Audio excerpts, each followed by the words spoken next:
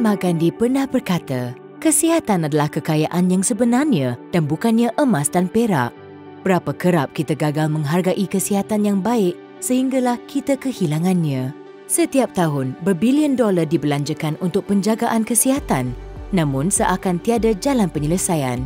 80% daripada semua kematian utama yang dicatatkan adalah penyakit berkaitan darah.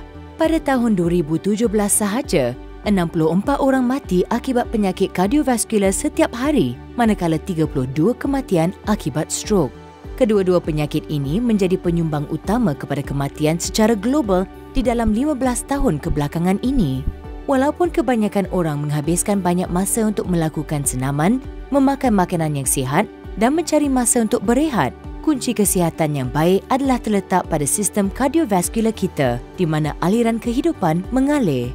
Konsep sungai kehidupan ini bukanlah satu perkara yang baru kerana mereka yang hidup berabad-abad yang lalu telah mengetahui bahawa kehidupan daging ada di dalam darah. Saintis perubatan mula menyedari kebanyakan masalah kesihatan adalah berkait secara langsung dengan keadaan darah dan sistem peredaran darah. Laser perubatan integratif Ventros, juga dikenali sebagai IM laser, ialah jawapan kepada segala kebimbangan yang berkaitan dengan penyakit-penyakit yang melibatkan darah. Terapi laser sejuk digabungkan dengan teknik laser akupunktur, merawat dan memperbaiki sejumlah masalah kesihatan yang menjejaskan berjuta-juta orang. Di dalam edisi termoden kami, terapi magnetik baru disatukan ke dalam peranti untuk menjadikannya alat yang pertama di dunia bagi meningkatkan pengaliran darah dan pemulihan fungsi sel.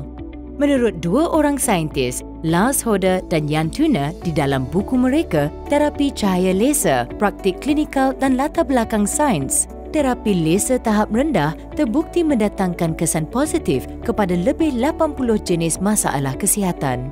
Pengakuan testimoni pengguna selama beberapa tahun menunjukkan bahawa terapi ini sangat efektif di dalam mempromosikan kesejahteraan individu. Bagaimanakah IM laser berfungsi?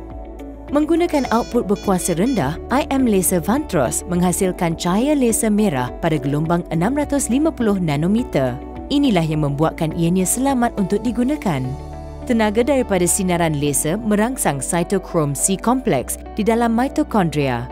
Ini mendorong peningkatan produksi adenosine triphosphate (ATP) yang pada gilirannya melepaskan tenaga kimia yang penting untuk kesihatan dan pemulihan sel. IM laser Ventros juga digabungkan dengan akupunktur tanpa jarum yang menjadikannya bebas rasa sakit, steril dan senang digunakan. Ia menggunakan laser yang sama untuk bekerja di titik akupunktur Nequan. Ini membantu untuk mengaktifkan 361 laluan akupunktur di seluruh badan kita. Terapi laser akupunktur juga merangsang dan meningkatkan aliran tenaga Qi serta meningkatkan konduktiviti elektrik darah, melepaskan nitrik oksida dan spesies oksigen reaktif yang lain. Kelikatan darah diatur dan keseimbangan sel darah merah dipulihkan.